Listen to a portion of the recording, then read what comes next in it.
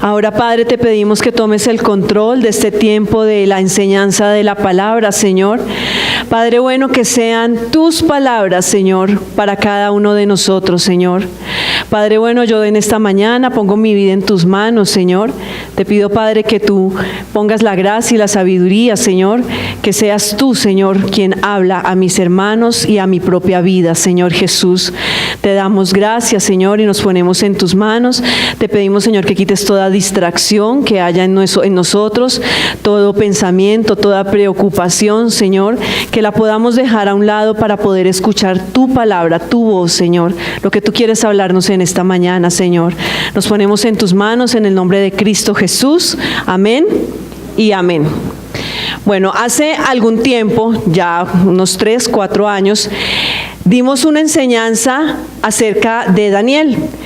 Entonces, para las personas que son nuevas, que no estuvieron en esa enseñanza, vamos a hacer un pequeño recorderis de esa enseñanza porque conecta con lo que hoy el Señor trae para nosotros. En esa ocasión nosotros hablamos, se dio una enseñanza que se llama, o se tituló, ¿y si no? ¿Quién la recuerda de los que está aquí?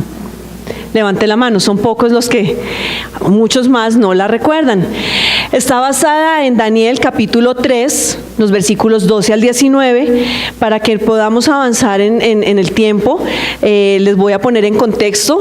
Es la historia en la que Sadrach, Mesach y Abednego son echados al horno de fuego. Estos 3 hombres eran los amigos de Daniel.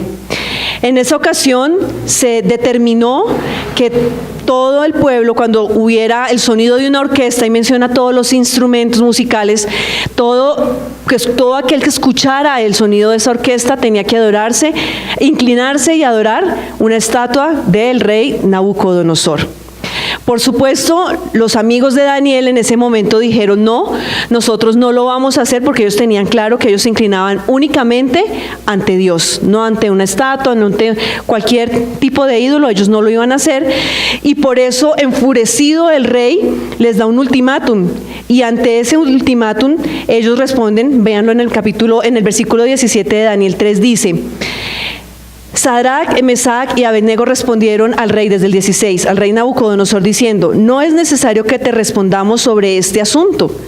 He aquí nuestro Dios, a quien servimos, puede librarnos del horno de fuego ardiendo, y de tu mano, oh rey, nos librará.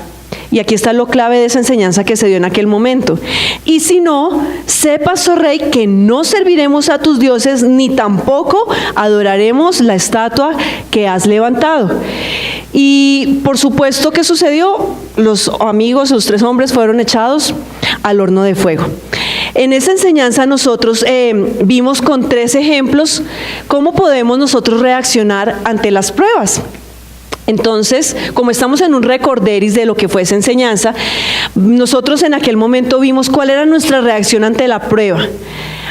Lo que pasaron estos hombres fue una prueba muy difícil, y si no hacían lo que el mundo quería, ellos iban a ser muertos. ¿O usted cree que ser echado a un horno de fuego es algo sencillo, que es algo de ahí facilito? No, normalmente no. Entonces, ¿cuál es nuestra reacción? Nosotros hicimos aquí unos cuestionamientos que decía: ¿preferimos inclinarnos ante otros dioses y adorar con tal de salir victoriosos, entre comillas, de una prueba? ¿Esa es nuestra reacción? ¿O tal vez dejamos que Dios sea Dios? Eso fue lo que hicieron los amigos de Daniel. Dejaron que Dios hiciera su voluntad, punto, pero nosotros no vamos a ceder. Ese fue el pensamiento de ellos. Otra reacción es: nos alejamos de Dios y nos enojamos con Él cuando Él obra de forma diferente a lo que nosotros queríamos. Y es que cuando estamos en la prueba, nosotros siempre pretendemos o queremos una determinada respuesta, pero muchas veces el Señor va a decir no. Y es cuando nosotros somos probados, nuestro carácter es probado. ¿Cómo vamos a reaccionar? Entonces ya no vuelvo más a la iglesia, ya no soy más cristiano, estoy enojada con Dios y ni siquiera voy a volver a orar, no voy a volver a hablar, no voy a volver a cantar, porque estoy enojado. Dios no respondió lo que yo quería, Dios no me dio ese novio, Dios no me dio esa novia, no, Dios no me dio hijos, Dios no me dio ese trabajo, entonces ya no quiero a Dios. Muchas veces reaccionamos así. Tal vez ustedes no, pero otras personas en la vida cristiana lo han hecho y han renegado de la fe porque no tuvieron la respuesta que ellos querían. por eso esa prédica se llamaba ¿y si no? ¿Qué vamos a hacer? ¿Y si Dios dice que no? Renegamos de Dios, es lo que hablamos. Y en esa enseñanza nosotros llegamos a una conclusión que fue llamada una invitación con estos versículos. No los vamos a leer, me interesa es que veamos las conclusiones. La invitación es a soportar las pruebas con fe y paciencia. La invitación es a confiar en Dios y a no retroceder aunque nuestra vida se vea en peligro. La invitación es a estar firmes y seguros ¿en quién? En Dios. Y la invitación es a aceptar la voluntad de Dios. Ya puestos en contexto, esto es como la segunda parte de esa enseñanza. Hace un tiempo el Señor me permitió escuchar acerca de esto y verlo un poco más a profundidad, y hay mucho más en este pasaje, hermanos. Entonces, en esta mañana, ahora sí les invito a que leamos juntos Daniel 3, los versículos 24 al 30. ¿Estamos todos allí? Amén. Entonces dice Daniel 3, 24 al 30, después de todo lo que ya les conté. Ya cuando los hombres fueron echados dentro del horno de fuego ardiendo, entonces el rey Nabucodonosor se espantó y se levantó apresuradamente y dijo a los de su consejo: ¿no echaron a 3 varones atados dentro del fuego? Ellos respondieron al rey: es verdad, oh rey. Y él dijo: he aquí yo veo 4 varones, ¿cómo? Sueltos, que se pasean en medio del fuego sin sufrir ningún daño. Y el aspecto del cuarto es semejante a hijo de los dioses. Versículo 26. Entonces Nabucodonosor se acercó a la puerta del horno de fuego ardiendo y dijo: Sadrac, Mesac y Abednego, siervos del Dios Altísimo, salid y venid. Entonces Sadrac, Mesac y Abednego salieron de en medio del fuego. Y se juntaron los sátrapas, los gobernadores, los capitanes y los consejeros del rey para mirar a estos varones, cómo el fuego no había tenido poder alguno sobre sus cuerpos, ni aun el cabello de sus cabezas se había quemado. Sus ropas estaban intactas y ni siquiera olor de fuego tenían. Entonces Nabucodonosor dijo: bendito sea el Dios de ellos, de Sadrac, Mesac y Abednego, que envió su ángel y libró a sus siervos que confiaron en él y que no cumplieron el edicto del rey y entregaron sus cuerpos antes que servir y adorar a otro Dios que su Dios. Por lo tanto, decreto que todo pueblo, nación o lengua que dijere blasfemia contra el Dios de Sadrac, Mesac y Abednego sea descuartizado y su casa convertida en muladar, por cuanto no hay Dios que pueda librar como este. Entonces el rey engrandeció a Sadrac, Mesac y Abednego en la provincia de Babilonia. ¿En qué contexto estamos aquí? Ya vimos un poquito el tema de por qué estos hombres fueron echados allí, y esto es lo que normalmente nos sucede a nosotros. Nosotros hemos sido llamados a apartarnos del mundo. Y ahora nuestra esencia es diferente. Estos 3 muchachos, incluido con Daniel, son muchachos que el rey Nabucodonosor llevó cautivos a Babilonia cuando él tomó a la ciudad de Jerusalén. Estos muchachos eran muchachos de la nobleza del pueblo de Israel. Eran muchachos que seguramente habían sido educados en la palabra, porque en la tradición judía los chicos a los 12 años ya tienen que conocer los salmos, los proverbios, tienen que conocer el Pentateuco. Esos chicos conocían la palabra del Señor, esos muchachos la conocían, pero lo que quería Nabucodonosor cuando los llevó allá, de hecho los puso en lugar de eminencia, pero él cambió primero el nombre de ellos. Ustedes, como saben, hemos aprendido que nuestro nombre determina mucho en nuestro carácter, de nuestra personalidad. Pero entonces lo primero que hizo fue les cambió el nombre. Vamos a borrar todo lo que ellos tienen en su esencia, en su ADN. Después entonces les hizo aprender otro idioma y ahora quería cambiarles también la religión. Por eso es que ellos fueron echados al horno de fuego. Y eso es lo que el mundo hace con nosotros a diario, hermano. El mundo a diario quiere cambiar nuestro ADN espiritual. El mundo a diario quiere cambiar nuestra esencia, quiere cambiar nuestra fe. Por eso a diario nosotros estamos siendo sometidos a prueba.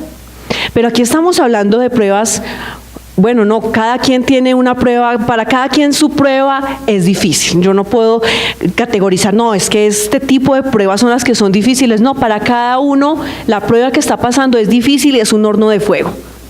Lo que pasa es que a veces el horno de fuego se nos calienta un poquito más, nos lo calientan un poquito más. Entonces la enseñanza que el Señor trae en esta mañana para nosotros se llama refinados. ¿Y qué quiere decir refinado? Entonces vamos a ver la definición de la palabra refinar. En el diccionario dice que refinar es hacer más fino o más puro algo separando las heces y materias heterogéneas o groseras. Y una segunda definición de la palabra refinar es perfeccionar algo adecuándolo a un fin determinado. Como ustedes vieron, me voy a devolver un poquito, mira, aquí estaba la segunda definición. Aquí vemos una imagen de oro saliendo del fuego. ¿Sí la ven? Esto es oro saliendo del fuego. Entonces, para poder entrar en materia, yo les traje algo que se llama el proceso. Y este proceso es el proceso natural, el proceso que nosotros podemos encontrar en internet acerca de cómo se refina el oro. Entonces esto que traigo, lo traigo basado en un video que me encontré en YouTube sobre una mega refinería, se llama así, que queda en Australia. Cómo esa mega refinería obtiene oro y sacan toneladas, semanalmente sacan toneladas de lingotes de oro, pero para que ese lingote salga así brillante, bonito, como nosotros lo conocemos, hay un proceso. Entonces, mire el proceso.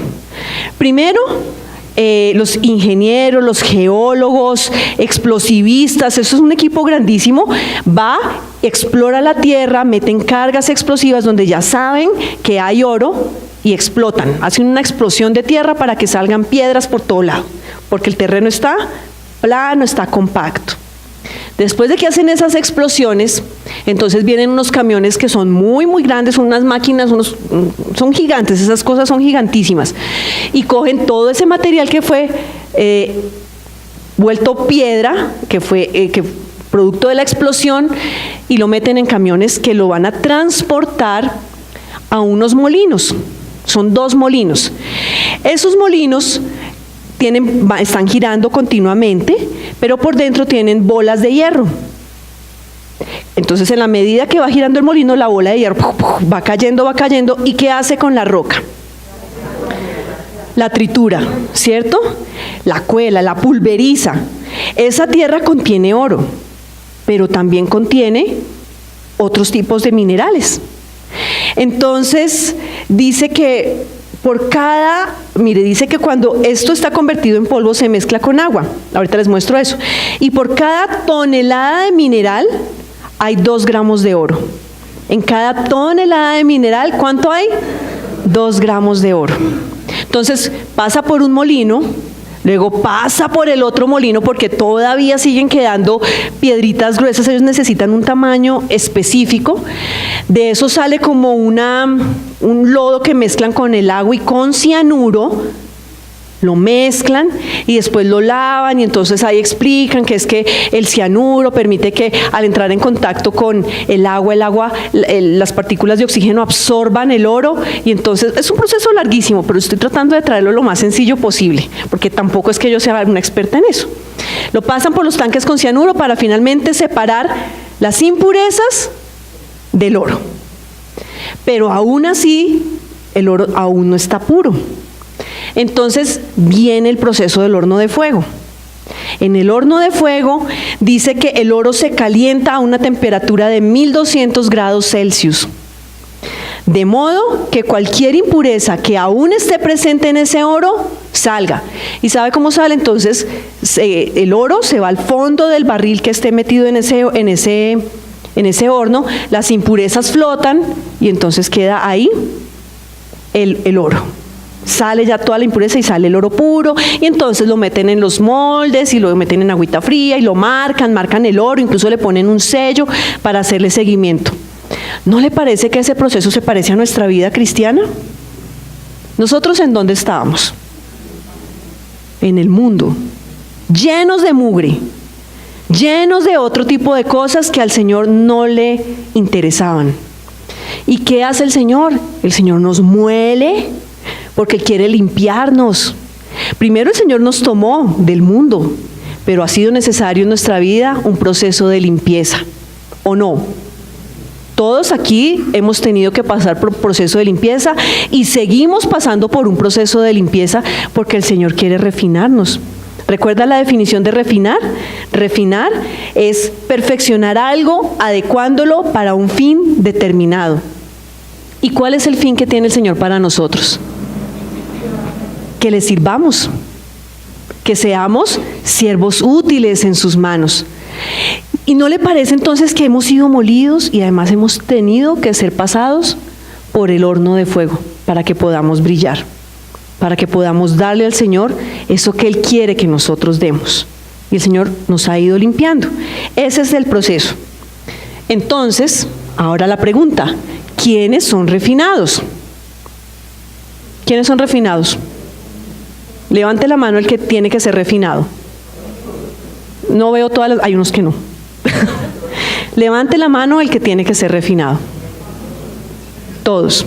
Hermano, y esto no se trata de que refinado es solo el líder, o refinado es el que no es líder. Todos tenemos que ser refinados. Y si usted mira afuera, en el mundo también hay personas que están pasando pruebas. En el mundo también hay personas que están pasando por un horno de fuego. Eso es para toda la humanidad, hermano. Porque el Señor permite esas cosas para que nosotros lo miremos a Él, para que nosotros lo busquemos a Él. Pero las reacciones son diferentes, como les dije al principio. Unos reniegan y se apartan de la fe. Los que no conocen del Señor se dejan vencer por ese problema. Y lo vimos esta semana. Esa mujer que en Ibagué se lanzó del puente con su hijo. ¿Ustedes lo vieron? ¿Estaba pasando una prueba? Sí. ¿Estaba en un horno de fuego esa mujer? Sí. ¿Pero qué pasó? Se dejó vencer porque ya no estaba con la persona adecuada a su lado. Esa mujer se dejó vencer. Esa mujer cometió una locura. O sea, aparte que se mató ella, mató a su hijo. Y eso es lo que nosotros a diario vemos. Vemos personas en el mundo que están siendo probadas, vemos personas en la iglesia que están siendo probadas, vemos pastores, líderes de iglesias que están siendo probados. Es para todos, hermano, así que no diga, ay no, yo nunca voy a meterme a servir al Señor porque el Señor va y me prueba y yo no quiero pasar por un horno de fuego. Es para todos, hermano. No tenga miedo. Porque muchos dicen, no, mejor yo no me meto con eso porque es que nos han vendido la idea que cuando una persona le está sirviendo al Señor, esa es probada. Es que hay que probarlo, es para todos, hermano. Todos vamos a pasar por prueba. No importa que usted sea líder o no líder, no importa que usted esté sirviendo o no esté sirviendo, va a ser probado. Pero entonces vamos a ver lo más interesante de toda esta enseñanza. Los llamados a servir son los probados. Entonces levante la mano aquí el que ha sido llamado a servir. Todos hemos sido llamados a servir. ¿Y por qué? Veámoslo cómo lo dice la palabra del Señor. En Juan, capítulo 15, versículo 2 dice, todo pámpano que en mí no lleva fruto, lo quitará, y todo aquel que lleva fruto, ¿qué va a hacer el Señor? Lo limpiará. ¿Para qué? Para que lleve más fruto. ¿Qué es lo que quiere el Señor? No hay excepción. Los pámpanos, ¿quiénes somos? Nosotros. ¿Y a quién estamos pegados? A la vid, que es el Señor, ¿verdad? Y entonces los pámpanos, nosotros, los hijos de Dios, los que tenemos como responsabilidad testificar, servirle, no importa, el que recoge un papelito, ese le está sirviendo al Señor. El que le cede el puesto a otro está sirviéndole al Señor. El que está ujier está sirviendo al Señor. El que está en la alabanza está sirviéndole al Señor. Todos estamos sirviéndole al Señor. ¿Qué dice? Que es necesario que pasemos por un proceso de limpieza. ¿Para qué? Para llevar más fruto. para crecer en nuestra vida espiritual. ¿Qué dice 2 de Timoteo 1:9? Dice, quien nos salvó y llamó con llamamiento santo, no conforme a nuestras obras, sino según el propósito suyo y la gracia que nos fue dada en Cristo Jesús antes de los tiempos de los siglos. ¿Qué dice? El que nos llamó. ¿A quiénes? ¿Algunos especiales? A todos. La salvación, el sacrificio del Señor en la cruz es para todos, no para algunos especiales. El Señor a todos nos ha llamado para que nos arrepintamos, para que le reconozcamos y para que por tanto le sirvamos. Y es que recordemos que dentro de las figuras que se usa de la iglesia en la palabra está la figura del cuerpo. ¿Recuerdan? Y lo hemos visto acá muchas veces. Y en el cuerpo, todos nosotros, cada uno de ustedes en este cuerpo que se llama iglesia, tiene una función especial. Todos, hermanos. Porque dice la palabra que el cuerpo no puede estar en contravía, que entonces el ojo, se queja, ¿por qué soy ojo? ¿Qué jartera? Yo quiero ser pie.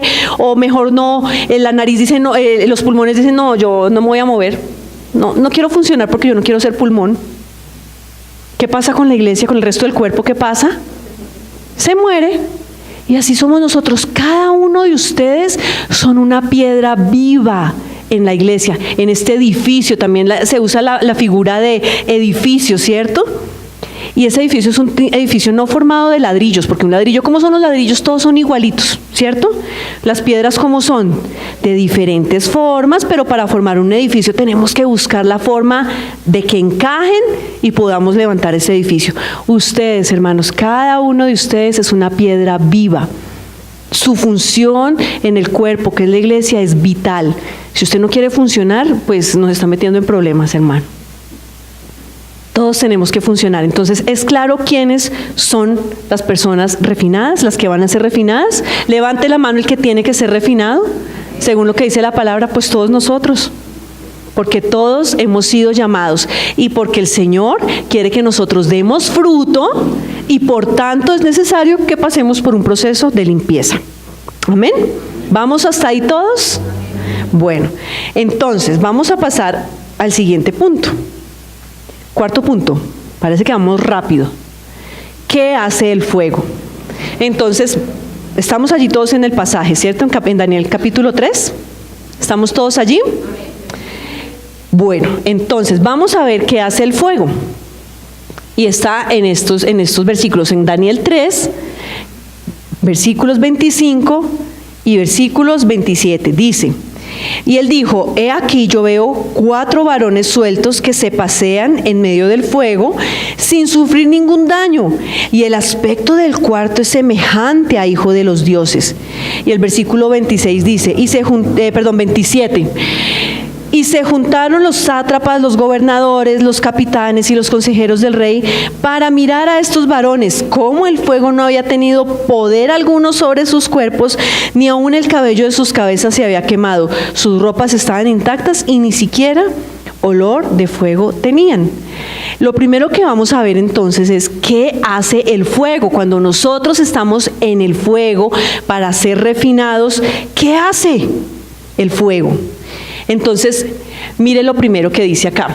Dice, veo 4 varones. ¿Cómo están esos varones? ¿Y a ellos cómo los metieron al horno? Atados.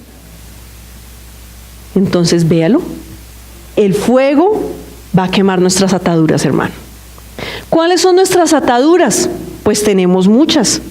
Si lo pensamos viéndolo como la roca que es extraída con el proceso que les conté, si lo pensamos así, pues tenemos un montón de cosas que nos están atando y que no dejan que eso que el Señor necesita salga a flote. ¿Qué es eso? Todos los pecados, cualquiera que sea, hermano. Acuérdense que no hay pecado grande, ni pecado chico, ni mentira blanca, ni mentira negra, magia blanca, magia negra, nada. Todo es pecado, punto. No hay menos pecado, un poquito más de pecado. No, pecado es pecado. Y esas son nuestras ataduras, hermano. Nuestras costumbres, las tradiciones que han impuesto en nosotros nuestra familia. Una tradición muy fuerte que traemos por todo nuestro contexto social es el catolicismo, por ejemplo. Una costumbre dura de dejar. y cualquier otra cosa. Cada uno sabe, yo tengo este pecado, yo tengo esta atadura, pero ¿sabe qué hace cuando usted está en medio de la prueba? ¿Qué hace el Señor en usted? Puede romper esas ataduras. Puede quemar esas ataduras el Señor. Así que no vea tan malo el tema de pasar por una prueba. Uno en el momento lo ve terrible. Imagínense ustedes a Sadrac, Mesac y Abednego. ¿Ustedes creen que ellos se fueron contentísimos al fuego? Sí, entremos al fuego. ¿Qué hicieron ellos? A ellos los ataron y los tiraron allá. Ellos no entraron allá voluntariamente. Claro, tenían muy claro, tenían la firme certeza que el Señor podía hacer algo extraordinario y efectivamente lo hizo. ¿Pero ustedes creen que ellos no tuvieron miedo? Y es que es normal, hermano. Así que cuando estemos en la prueba y sintamos miedo, no nos sintamos culpables. Ay, no, yo soy de lo peor. Hasta miedo tengo en esta prueba. Es normal. El Señor no nos juzga por tener miedo, porque de pronto nos pase por ahí una duda, porque sucede. Cuando estamos en el fuego pasan muchas cosas. Y en aquel momento, cuando dimos esa enseñanza de Licino, yo les compartía nuestro testimonio. Cuando nuestra hijita ya en sus últimas horas de vida, todo lo que pasa por la mente es una cosa impresionante, uno buscando chantajear al Señor, buscando justificar al Señor. Ay, Señor, pero es que si no sanas a Sarita, ¿qué va a decir la gente? No, ¿qué van a decir? Esa era mi preocupación era esa, yo hablo por mí. Mi preocupación era esa, no, Señor, y yo tuve una lucha tremenda esa noche, yo les conté aquella vez. Yo tuve una lucha terrible esa última noche de nuestra hijita, en la que yo decía, no, Señor, ¿qué va a decir la gente? No, pero tú eres Dios, no importa lo que piense la gente, tú eres Dios, tú puedes hacer un milagro. Uy, pero es que tal cosa, está constantemente esa lucha en nuestra mente. Y el Señor no nos juzga por eso, es normal. Pero si nosotros estamos allí, el Señor va a quemar nuestras ataduras. Rompe cosas el Señor. Amén. Usted quiere ser libre, no tenga miedo de estar en la prueba. El Señor usa todo eso para bien, porque acuérdese lo que dice la palabra del Señor. A los que aman a Dios, hay una condición. A los que aman a Dios, todas las cosas les ayudan para bien. ¿Pero qué hay que hacer? Amar a Dios. Nosotros no podemos ir a decirle eso a cualquier persona. No, a los que aman a Dios todas las cosas les ayudan a bien. Primero es, ¿usted ama a Dios? Si usted lo ama sinceramente, eso que está sucediendo, esa prueba por la que usted está pasando, ese horno en el que usted está, va a ayudarle para bien. Amén. ¿Qué más hace el fuego? Ya vimos que quema las ataduras. Segundo, revela el carácter del siervo. Muestra cuál es nuestro carácter. Entonces, amarrándolo con la enseñanza, con el resumen que les mostré ahorita, ¿cuál va a ser nuestra reacción? ¿Qué se va a revelar de nosotros en el fuego? ¿Que vamos a renegar? ¿Que nos vamos a apartar del Señor? ¿Que nos dejamos quebrar fácilmente por esa prueba, por ese fuego? ¿O nos va a revelar un carácter inquebrantable? Que aunque estoy en el fuego, no voy a renegar del Señor, no voy a negar de mi fe, voy a mantenerme firme, eso no me va a quebrar. ¿Qué va a revelar el fuego de cada uno de nosotros? ¿Qué va a revelar de ti? ¿Que eres inquebrantable o que te quebraste facilito? ¿Qué va a revelar de ti? Cuando el mundo te presiona, ¿qué se va a revelar de tu carácter? ¿Que eres manipulable? ¿Que eres influenciable?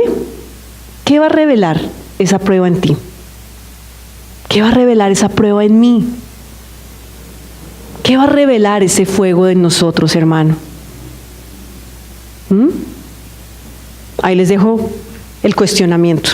La idea es que revele que somos inquebrantables. Sadrac, Mesac y Abednego se mostraron inquebrantables. Y si no, aún así, pues no te vamos a adorar, Señor. Nabucodonosor, no te vamos a adorar. El Señor puede salvarnos y si no, pues así nos moriremos. Punto. Inquebrantables en la fe. Tercero, revela unidad entre hermanos. ¿Se pusieron a pelear Sadrac, Mesac y Abednego allí? Ay, Sí, ve, usted fue el que me dijo que yo me volviera cristiano. Por su culpa estoy en esta prueba. Usted que siempre me obligó a ir a la iglesia, por su culpa estoy en esa prueba. ¿Se pusieron ellos a pelear? ¿Usted los ve peleando en algún momento? No, los tres estaban unánimes en la fe. Y nosotros podemos ver muchos casos de esos en la palabra. Por ejemplo, leamos Hechos 12. Vámonos a Hechos 12. Vamos a buscar Hechos 12 y vamos a leer los versículos 5 y el versículo 12. O sea, Hechos 12, 5 y 12. Entonces mire el título ahí. En Hechos 12 dice, Jacobo muerto, Pedro encarcelado. ¿Qué significa eso? Prueba. ¿Sí o no? Aflicción, un horno de fuego. Para Jacobo, ¿cuál fue el resultado? Pues se murió. ¿Y negó de la fe? No negó de la fe. Pedro fue encarcelado, horno de fuego también. ¿Negó de la fe? ¿Renegó del Señor? Dijo, ay, ¿por qué a mí, Señor? Si yo que te sirvo, yo que tanto te amo, Señor, yo que canto, yo que sirvo de ujier, yo que soy maestro de escuela dominical, yo que predico en los buses, ¿por qué a mí? ¿Dijeron eso? No lo dijeron, inquebrantables. ¿Qué dice entonces el versículo 5? Así que Pedro estaba custodiado, ¿en dónde? Después de que Jacobo fue muerto. Pero mire lo importante acá. Pero, ese pero es importante, la iglesia hacía sin cesar oración por él, a Dios por él, sin cesar, sin cesar, sin parar, sin descansar. ¿Había una prueba? Sí. ¿Y qué hizo la iglesia? Oraba. ¿Cómo? Unidos, sin cesar. Y ustedes se dan cuenta en el libro de Hechos, en muchas partes vemos que la iglesia estaba unida. De hecho nosotros, miremos el versículo 12. Dice, y habiendo considerado esto, después de que fue Pedro librado de la cárcel, llegó a casa de María, la madre de Juan, el que tenía por sobrenombre Marcos, donde muchos... ¿No me escuchan? ¿Se bajó el volumen? ¿No? ¿Sí? ¿No? ¿Sigo? Bueno. Y habiendo considerado esto, llegó a casa de María, la madre de Juan, el que tenía por sobrenombre Marcos, donde ¿qué? Muchos estaban ¿qué? Reunidos orando. Y entonces dice que cuando llamó Pedro a la puerta, salió a escuchar una muchacha llamada Rode, la cual cuando reconoció la voz de Pedro de gozo, ¿qué hizo? No abrió la puerta, se emocionó. Uy, el Señor respondió nuestras oraciones, vámonos. Se fue a contarles y dejó a Pedro por fuera. La emoción, ¿cierto? Bueno, entonces ahí vemos la unidad. Por ejemplo, en Juan capítulo 20, 19 al 23, después de que el Señor Jesucristo fue crucificado y ya cuando resucitó, los discípulos estaban asustados porque pues la situación social estaba tensa, el orden público estaba complicado para ellos porque pues ellos eran los que seguían aquel que se hacía llamar el Cristo según el Sanedrín. Entonces ellos estaban asustados, pero mire lo bonito, leamos ahí Juan capítulo 20, los versículos 19 al 23. Dice, cuando llegó la noche de aquel mismo día, el primero de la semana, estando las puertas cerradas en el lugar donde los discípulos estaban reunidos, por miedo de los judíos, vino Jesús y puesto en medio les dijo, paz a vosotros. Y cuando les hubo dicho esto, les mostró las manos y el costado. Y los discípulos, ¿qué hicieron? Se regocijaron viendo al Señor. Entonces, cuando nosotros estamos unidos en medio de la prueba, aunque estemos asustados, el Señor viene allí, se para en medio de nosotros y ¿qué trae a nuestro corazón? Paz. Y después ¿qué trae? Gozo. Eso es lo que hace el fuego en nosotros. Y yo vuelvo al tema de nuestra hijita Sarita.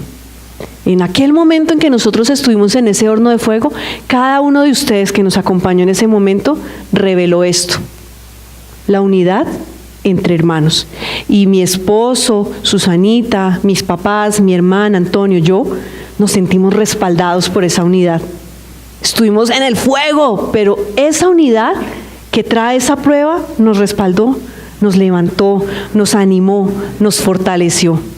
Así que, hermano, cuando usted esté en prueba, no tenga miedo, no tenga vergüenza de pedir ayuda, porque mire que la unidad entre hermanos en el fuego se revela. Y en muchos casos, cuando Luz del Carmen ha estado enfermita, ¿qué hemos hecho? Nos levantamos en oración y el Señor la fortalece. Cuando Matías estuvo enfermo, el bebé que nació hace poco, que la semana pasada presentaron, ¿qué hicimos? Nos unimos en oración y vimos el milagro del Señor. Lo vimos hace 8 días. Entonces, hermanos, eso es la iglesia. La iglesia es un solo cuerpo y cuando estamos siendo probados, todo el cuerpo sufre, todo el cuerpo se une, todo el cuerpo se fortalece para sacar adelante esa piedra viva que está siendo probada en el horno de fuego, que está siendo refinada en el horno de fuego. ¿Qué más pasa? ¿Qué más hace el fuego? Revela el poder de Dios. Y es que ustedes se dan cuenta en la reacción de Nabucodonosor. Pero, ¿cómo así? No, espantado, dice que espantado. No eran 3 los hombres que echamos, pues yo veo 4 y están sueltos. ¿Quién hace eso, hermano? Solo Dios. ¿Quién camina dentro de un horno de fuego y no se muere? Hablemos lo natural, porque lo que sucedió ahí es literal, eso no es una figura. Eso sucedió, eso es historia. Eso fue real. ¿Quién hace eso, hermano? Que 3 personas que fueron echadas en un horno de fuego, atadas, se levanten y caminen en el horno de fuego sin sufrir daño alguno.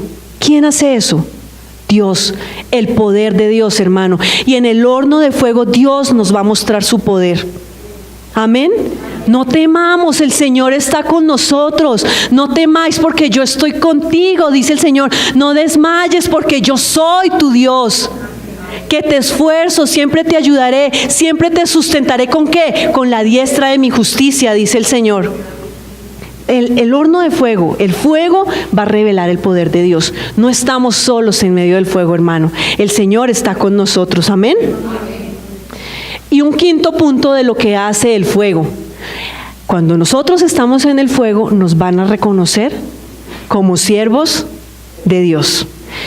Veamos, volvamos a Daniel capítulo 3. Daniel 3 dice en el versículo 26: entonces Nabucodonosor se acercó a la puerta del horno de fuego ardiendo y dijo: Sadrac, Mesac y Abednego. ¿Qué les dijo? Siervos del Dios Altísimo, salid y venid. ¿Quién? Nabucodonosor representaría al mundo. El mundo tiene los ojos puestos sobre nosotros. En la oficina saben que nosotros somos cristianos. En el colegio, en la universidad, en donde estemos, saben que somos cristianos.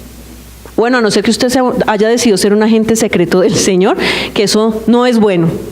Tenemos que ser inquebrantables en nuestro carácter, que no nos dé pena decir que somos hijos de Dios, siervos de Dios. El mundo nos está viendo, están pasando por una prueba.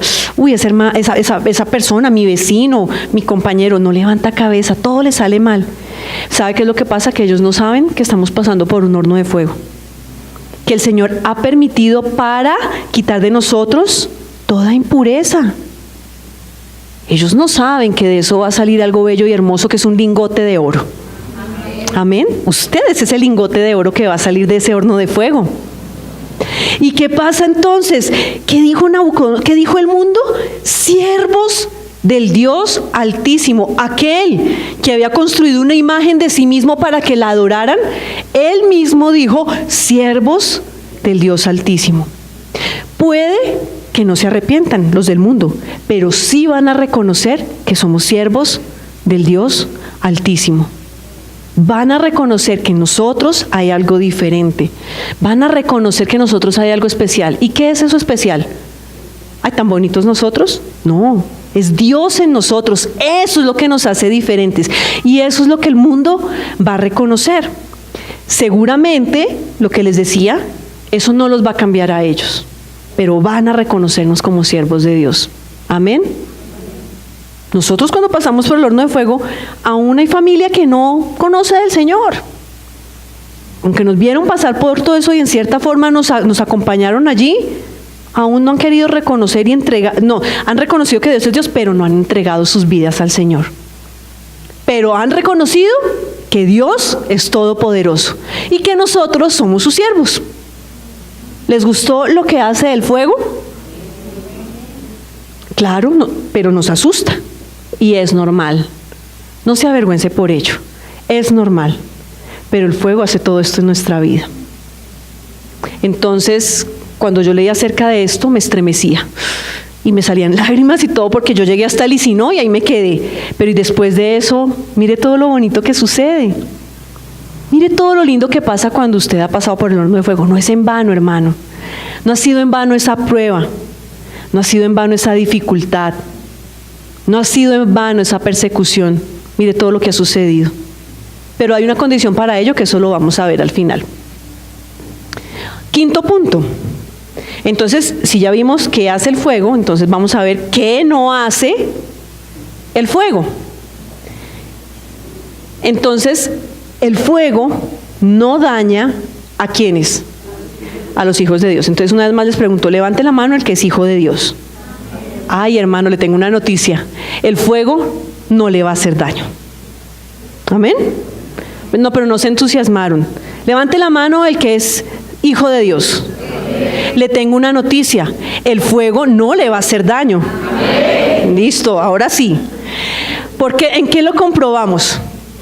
Vemos que ahí dice en el versículo 27, y se juntaron los sátrapas, los gobernadores, los capitanes y los consejeros del rey para mirar a estos varones, cómo el fuego no había tenido poder sobre sus cuerpos, ni aun el cabello de sus cabezas se había quemado.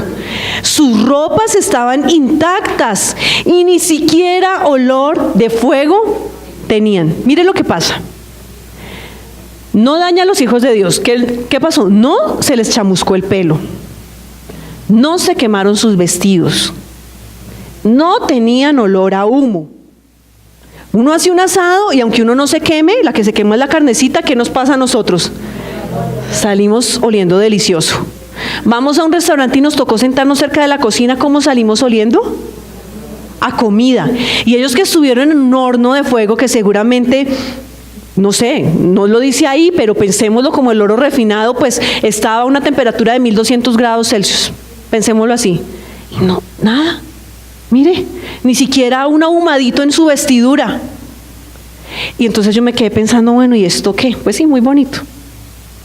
Pero esto tiene algo más allá. Y vamos a ver el más allá de todo esto. No se les chamuscó el pelo. ¿Sabe de qué nos habla eso? De la protección de Dios. ¿Por qué no se nos chamuscó? ¿Por qué no se les chamuscó un pelo? Porque estaban siendo protegidos por Dios. De hecho, la palabra dice que el Señor tiene contados cada uno de nuestros cabellos. Eso es el cuidado de Dios. ¿Por qué los tiene contados? Porque se interesa en nosotros. Se interesa en lo que tenemos, que se nos cayó, que se nos está cayendo el pelo. Bueno, el Señor lo quiere así, pero los tiene contados. Y mire lo que dice el Salmo 140, versículo 7. ¿Lo tienen? Dice, Jehová, Señor, potente Salvador mío, tú pusiste a cubierto mi cabeza en el día de la batalla. ¿De qué habla esto? En el día de la batalla, ¿qué hizo el Señor con el salmista? Protegió su cabeza. ¿Dónde está el cabello? En la cabeza. Entonces el Señor nos guarda, el Señor nos protege. Y además, ¿de qué nos habla la cabeza? ¿Qué se genera en nuestra cabeza? Los pensamientos. Él guarda nuestros pensamientos cuando nosotros estamos en medio de la prueba. ¿De qué nos guarda? De la duda, de renegar. Él guarda nuestros pensamientos, hermano. Por eso, a eso hace referencia de que no se le chamuscó el pelo. Su cabeza fue protegida, su mente fue guardada por el Señor. Amén. Durante la prueba, a los que aman a Dios, todas las cosas les ayudan a bien. Y el Señor, si lo tenemos con nosotros en la prueba, va a guardar nuestros pensamientos también. Porque el enemigo seguramente va a venir, ¡ah!, con que ese es su Dios, ¿no? Míralo cómo lo tiene. Lo echaron del trabajo. No logró entrar a estudiar esa carrera que usted tanto quería. Mire, le apartó ese muchacho del que usted estaba enamorada. Ay, mire el Señor, se le dañó su matrimonio. O usted tiene un esposo abusador, o cualquier cosa. Pero el enemigo está ahí, acusando, en medio de ese horno de fuego. Pero si estamos con el Señor, Él va a guardar nuestros pensamientos. Amén. Dice que no se quemaron sus vestidos. ¿Y sabe por qué fue eso? Por la acción de la palabra de Dios. Y antes de que leamos ese versículo, le pido que por favor me preste atención. Cuando uno busca qué se hace en caso de incendio, y si aquí alguno ha estado en capacitaciones y brigadas de seguridad, seguramente lo sabrá. Uno busca, dentro de la mucha información que uno consigue, dice que si en el lugar en el que usted está fuera de peligro de que las llamas lo alcancen, entonces ¿qué hay que hacer? Hay que coger trapos, toallas, mojarlos con agua y ponerlos en las rendijas por donde puede entrarse el humo, y eso lo va a proteger. Si usted mira en películas, entonces en la película en la que la mamá quedó atrapada con los niños en medio del fuego, entonces le pone toallas mojadas a los niños en la cabeza y pueden salir y el humo no les va a afectar sus pulmones, no les va a afectar pues su pielecita, que el calor de las llamas los queme. ¿Por qué? Porque ponen trapos mojados sobre ellos o en las rendijas. ¿Sí? Eso se hace en un incendio normal. ¿Qué tiene que ver eso con esto? Entonces ahora sí leamos Juan 15:3. ¿Estamos allí? Amén. Dice Juan 15:3: ya vosotros estáis limpios por la palabra que os he hablado. ¿Qué nos limpia? Y es que cuando nosotros vemos, la Biblia usa muchas figuras, y una de las figuras que se usa para la palabra es agua. La palabra es el agua que nos limpia, es el agua que nos purifica, es el agua de vida que nos alimenta. Y entonces,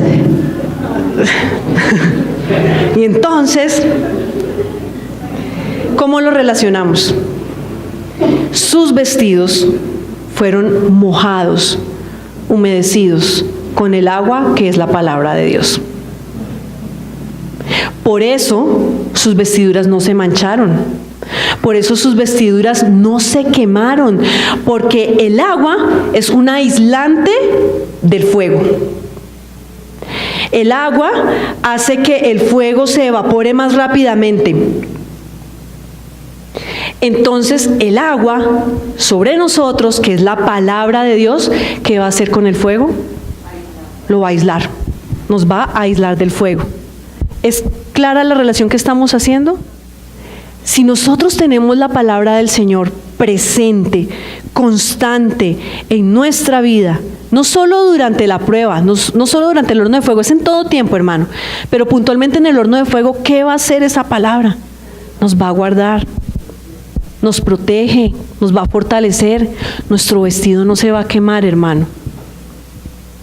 ¿Pero qué se necesita? Estar empapados de la palabra del Señor. Por eso les contaba, Sadrach, Mesach y Abednego eran jóvenes judíos que conocían la palabra del Señor. ¿Qué cree que podrían estar diciendo ellos allá en medio del horno de fuego? O mientras los echaron atados en el horno. De pronto estaban recitando los salmos. El ángel de Jehová acampa alrededor de los que le temen y los defiende. Gustad y ved qué bueno es Jehová, dichoso el hombre que confía en él. De pronto estaban diciendo eso. O el versículo que leímos hace un momento: Jehová, Señor, potente Salvador mío, tú pusiste a cubierto mi cabeza en el día de la batalla. ¿Y qué hizo esa palabra? Los fortaleció. Por eso su vestidura no tuvo daño alguno. Porque por la acción de la palabra de Dios. Ahora, no tenían olor a humo. Bueno, ¿y eso qué tiene que ver? Pues entonces, quiere decir que si no olían a humo, cuando uno sale del asado, pues es maluco, ¿sí o no? El olorcito, uno quiere llegar rápido a la casa y quitarse la ropa y echarla a lavar, porque ese olorcito a humo es bien maluco. Pues quiere decir que de ellos estaba saliendo un olor agradable, olían bien. Ellos olían bien. Leamos entonces lo que dice 2 de Corintios 2:14. ¿Estamos allí? ¿Amén? 2 de Corintios 2:14 dice: más a Dios gracias, el cual nos lleva, ¿cuándo? ¿Algunas veces? Siempre en triunfo en Cristo Jesús, y por medio de nosotros manifiesta en todo lugar, ¿qué? El olor de su conocimiento. Y se lo voy a leer de la versión Nueva Traducción Viviente. Mire lo bonito que dice acá. Así que gracias a Dios, quien nos ha hecho sus cautivos y siempre nos lleva en triunfo en el desfile victorioso de Cristo. Ahora nos usa para difundir el conocimiento de Cristo por todas partes como un fragante perfume. ¿Qué estaban haciendo estos hombres cuando salieron del horno de fuego? Aún estando dentro del horno de fuego, estaban difundiendo el poder de Cristo, el poder del Señor. Y eso es lo que nosotros hacemos. Cuando estamos en el horno de aflicción, cuando estamos allí, vamos a salir victoriosos, y no para que digan: uy, tan chévere ese hermano, duro, pasó por esa prueba. No es por eso, hermano, es porque de nosotros sale olor fragante por todas partes que proclama Cristo. Recuerde que el olor fragante habla de la adoración que nosotros ofrecemos al Señor y lo que estamos testificándole a los demás. Ese es el olor fragante que sale de nosotros. Ellos seguramente durante el horno estuvieron dándole gloria a Dios. Y cuando salieron del horno, pues seguían dándole gloria a Dios y testificando del poder de Dios. Amén. Ve lo que entonces no hace el fuego en nosotros. ¿Y por qué no lo hace? Porque nosotros estamos empapados de la palabra del Señor y porque el Señor nos está guardando. Amén. Estos somos nosotros saliendo del horno de fuego. Vean, todos con asombro. Aquí, mire la imagen del cuarto hombre. ¿Y cómo se ven ellos? Radiantes, no están sucios, no están con el pelo chamuscado, no huelen mal, porque fueron protegidos en el fuego. Y porque allí dentro de ese horno fueron refinados, fueron purificados, fueron hechos aún más valientes estos jóvenes. Y nosotros también. Nosotros también vamos a ser purificados, vamos a ser fortalecidos, vamos a ser testimonio para los demás del poder de Dios. Amén. ¿Qué nos va a diferenciar a nosotros entonces? Como les dije al comienzo, las pruebas son para todos. Para el que está afuera, como para el que está aquí, para el que simplemente viene el domingo y se sienta a escuchar la palabra, como para el que está sirviendo activamente en una iglesia. La prueba es para todos. Pero la diferencia es esta. Aquí está el horno de fuego, en el que hemos estado, en el que estamos o en el que seguramente estaremos. La diferencia está aquí, en el cuarto hombre. La diferencia está en que Cristo está caminando con nosotros en medio de la prueba. ¿Por qué la chica de Ibagué no sobrevivió a esa prueba? ¿Por qué la venció? Porque Cristo no estaba con ella. Ella no conocía de Cristo. Y por eso el poder de esa prueba fue más grande y la destruyó. Cristo está con nosotros en medio de la prueba. Mire lo que dice Salmo 34:7. Busquémoslo.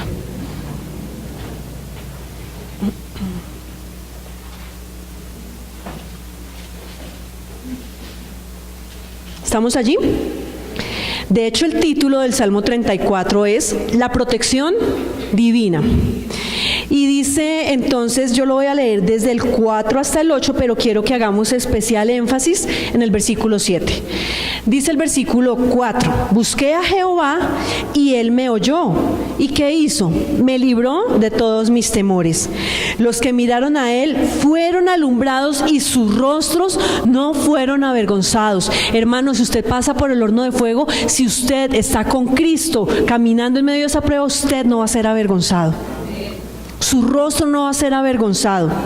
Dice, este pobre clamó y le oyó Jehová. ¿Y qué hizo? Lo libró de todas sus angustias. Ahora el énfasis. El ángel de Jehová acampa alrededor de los que le temen. ¿Y qué hace? Los defiende. Versículo 8. Gustad y ved que es bueno Jehová. Dichoso, dichoso, feliz, muy feliz, bienaventurado el hombre que confía ¿en quién? En Él. Entonces, ¿qué nos diferencia? Que Cristo está con nosotros y que nosotros le buscamos y que nosotros confiamos en Él. Esa es la diferencia, hermano, para que usted y yo salgamos victoriosos de ese horno de fuego. Y no solo victoriosos, sin ataduras, vamos a salir refinados, que quiere decir que toda impureza que teníamos, toda cosa grosera, sucia que no le gustaba al Señor, has quedado atrás. El fuego la consumió. El cianuro hizo su trabajo también.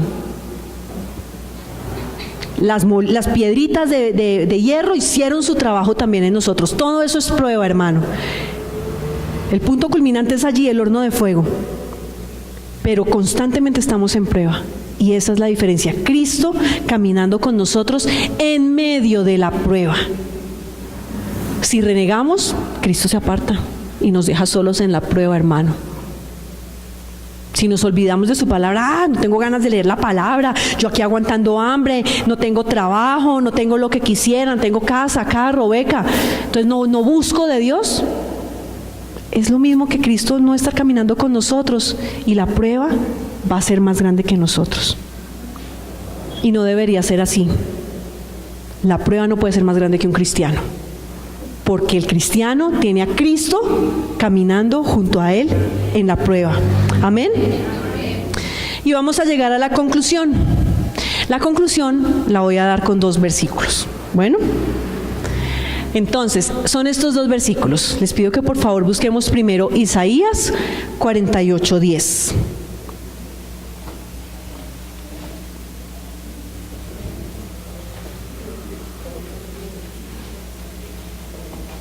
Amén. Ya estamos en Isaías 48:10. Dice, versículo 10. He aquí te he purificado, y no como a plata, te he escogido en horno de aflicción. Mire, te he purificado y no como a plata, te he escogido en horno de aflicción. El Señor permite esos hornos de aflicción porque nos ha escogido.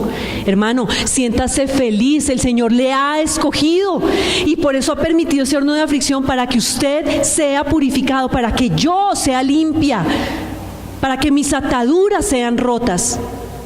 Y el segundo versículo, que es 1 de Pedro 1:6-7, dice, en lo cual vosotros os alegráis, aunque ahora por un poco de tiempo, si es necesario, tengáis que ser afligidos en diversas pruebas, para que, sometida a prueba vuestra fe, mucho más preciosa que el oro, el cual, aunque perecedero, se prueba ¿con qué, hermano?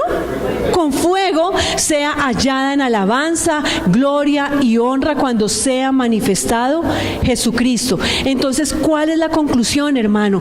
Que el Señor ha permitido el horno de fuego para purificarnos, para limpiarnos, para que nuestra fe sea probada, hermano. Y para que después de todo eso sea hallada en alabanza, gloria y honra cuando sea manifestado Jesucristo. ¿Y sabe cómo lo dice la versión Nueva Traducción Viviente, ese último pedazo? Entonces su fe, al permanecer firme en tantas pruebas, les traerá mucha alabanza, gloria y honra en el día que Jesucristo sea revelado a todo este mundo. Amén. Vamos a orar. Padre, te damos muchas gracias por tu palabra, Señor. Padre bueno, en esta mañana nosotros entendemos la importancia de un horno de fuego, Señor. Entendemos que si tú has permitido muchas cosas en nuestra vida, Señor,